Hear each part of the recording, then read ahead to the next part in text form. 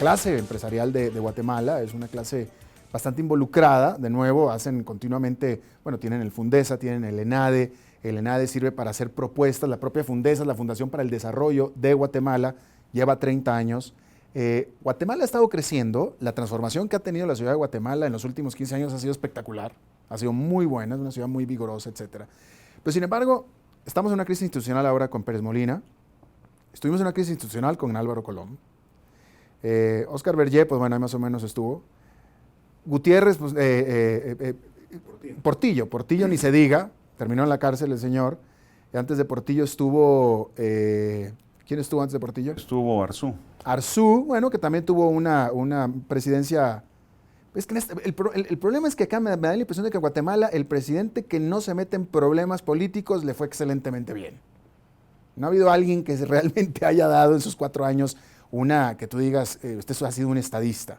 Tú dime si estoy en lo equivocado. Pero entonces, teniendo una clase empresarial tan vigorosa, con todas estas propuestas que ustedes tienen, con todo este emprendedurismo que ustedes tienen, porque ustedes tienen grandes empresas, emplean a muchísimos guatemaltecos, no se transmina este éxito empresarial, incluso la propia economía guatemalteca, puedo decirlo, a lo político. ¿Por qué? Bueno, creo que es una muy buena pregunta y reflexión que creo que todos nos estamos haciendo en estos momentos, porque vemos de nuevo una crisis institucional en Guatemala que no es la primera vez que tiene. Tuvimos el tema del golpe de Estado con Jorge Serrano, hemos tenido un sinfín de situaciones complicadas en Guatemala en los cuales los empresarios han participado en resolver muchos de estos problemas y hoy por hoy nos encontramos otra vez en Guatemala con una crisis institucional, con unos casos de corrupción tremendos, con un Congreso que no está haciendo, pues lo vemos lleno de gente, políticos reciclados, corruptos, y de alguna manera decimos, bueno, ¿qué es lo que está pasando y qué es lo que no estamos haciendo bien los guatemaltecos y tanto no solo como empresarios, sino como guatemaltecos, hacia dónde tenemos que ir? En Fundesa hemos venido trabajando por 30 años, yo no he estado los 30 años en Fundesa, solo que aclarándola. No, claro que no, pero 38 edad apenas. Apenitas.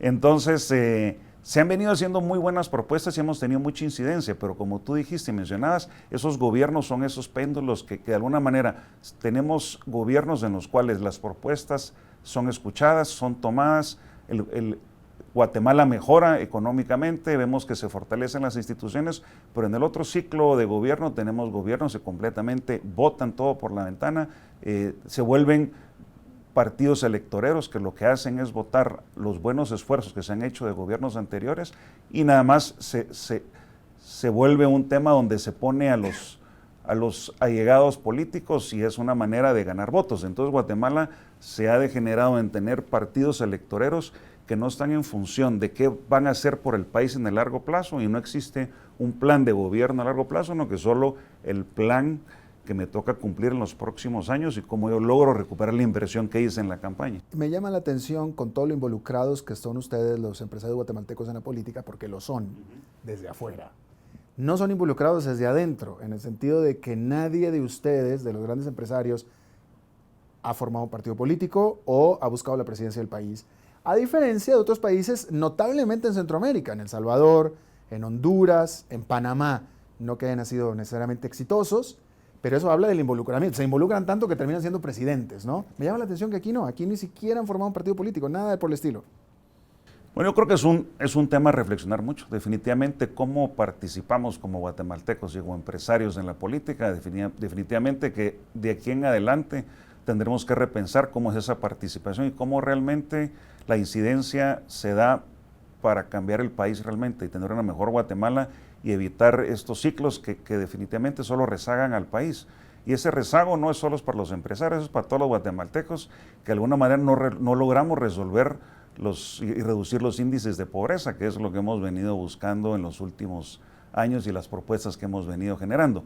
Y tal vez un poco reflexionando sobre tu pregunta anterior y lo que tú me dices ahorita, creo que se amarran, porque por más de 30 años venimos haciendo propuestas y propuestas muy buenas que tienen todo el sentido y no son inventadas en Guatemala, muchas se han aplicado en otros países del mundo. Entonces, Vemos que esas propuestas tal vez tienen un efecto positivo en algunos microentornos en los que nosotros podemos estar trabajando directamente como empresarios, con nuestras fundaciones. Hemos venido haciendo propuestas como la Alianza por la Nutrición, la Ventana de los 1000 días, donde se generan propuestas muy interesantes, intervenciones que dan resultado, pero cuando vemos que no existe una contraparte, como es el Estado, y con instituciones que sean capaces de implementar esas propuestas, decimos, bueno, tenemos que buscar esa contraparte eficiente, eficaz.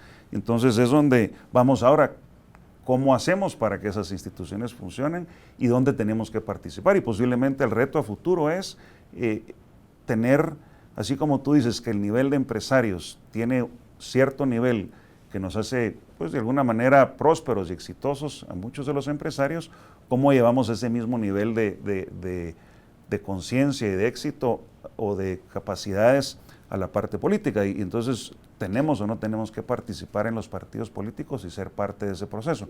Pero no necesariamente creo yo que por ser buen empresario te convertís en un buen político. Son capacidades distintas y creo que hay que aprender a ser político. Y muchas veces es una generación de políticos que nosotros tenemos que aprender a trabajar juntos con los empresarios, para ir subiendo ese nivel y esas competencias para que podamos trabajar juntos para esos deseos y ese país de futuro que todos queremos. Y puede ser que sea dentro de esas estructuras que ya existen, pero sí tenemos que transformar de alguna manera la clase política en Guatemala. Claro, estaba reflexionando, escuchándote cómo en toda América Latina, ¿no? Por supuesto en Guatemala, cómo los sindicatos como grupos de poder tienen tanta influencia sobre el gobierno, como los partidos políticos tienen tanta influencia sobre el gobierno, y de tal medida los empresarios pareciera que no. No, estaba haciendo un paralelismo entre los sindicatos y la clase empresarial, por ejemplo, ¿no? Que deberían de ejercer más influencia como otros grupos de poder la hacen. Por cierto, una de las acusaciones, vamos a hablar de los candidatos actuales. Sí.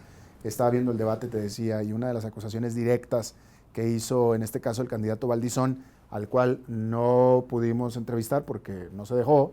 Esperemos que en otra ocasión, si es que llegara a quedar a la segunda vuelta, lo podemos hacer. Pero él dijo directamente y se dirigió a las 10 familias más importantes de Guatemala, que estoy seguro que todos son miembros de la Fundesa, que van a tener que pagar impuestos, y la implicación era que nunca han pagado impuestos. ¿Qué opinión tienes tú de eso? Yo creo que de alguna manera, si nosotros vemos las estadísticas y la cantidad de impuestos que pagan las empresas y qué porcentaje de los ingresos del Estado vienen de todas las empresas y definitivamente las empresas más grandes de Guatemala, yo creo que eso no es cierto. Las empresas sí pagan impuestos y eso se puede ver en la carga tributaria que tiene Guatemala, que está, pues es la carga tributaria que podemos compararla con Alemania o con cualquier país del mundo, y es una carga tributaria bastante razonable. Ahora, empleados y además se genera la economía y los empleos, que es lo que hace que de alguna manera que el mismo Estado funcione con los ingresos de las empresas. Definitivamente que en Guatemala hay un reto en relación de cuánto dinero, cuántos ingresos más debería tener el Estado para poder cumplir con sus objetivos. Yo creo que hay muchas maneras de poder conseguir más recursos para el Estado. Si hay contrabando, definitivamente que se ve mermada la cantidad de ingresos que puede tener el Estado para los fines de poder invertir en la población, que es lo que hemos visto. Y muchas veces en los estados populistas, que es lo que hemos visto, que cada vez vuelven más populistas y más fácil regalar bolsas fertilizantes, en vez de invertir en las instituciones que generan bienestar para la población, se dedican a regalar un montón de cositas para supuestamente quedar bien con ese electorado, pero se les olvida que donde tienen que dar el servicio a la población no es regalando cosas, es dando servicios, que invirtiendo en las personas para que a futuro sean prósperas y sean parte del sistema y generen mucho más bienestar, tanto para ellos mismos como para futuros impuestos que genera bienestar para el resto de los guatemaltecos que necesitan esa inversión. Y una cosa muy importante, si de alguna manera se necesita aumentar los ingresos fiscales, una de las instituciones más importantes en el gobierno es la SAT. Si la SAT, que es la encargada de la recaudación de los impuestos, está completamente desarticulada y está con mafias, es mucho más difícil recaudar esos fondos que necesita el Estado. Entonces, si de alguna manera hay personas, hay empresas que no están pagando sus impuestos están en contra de la ley, la SAT es la que tiene que estar encargada de velar porque se cumpla la ley de recaudación tributaria. Al regresar, ¿cuál crees tú de este puñado de candidatos? ¿Ves tú alguno que pueda hacer alguna diferencia?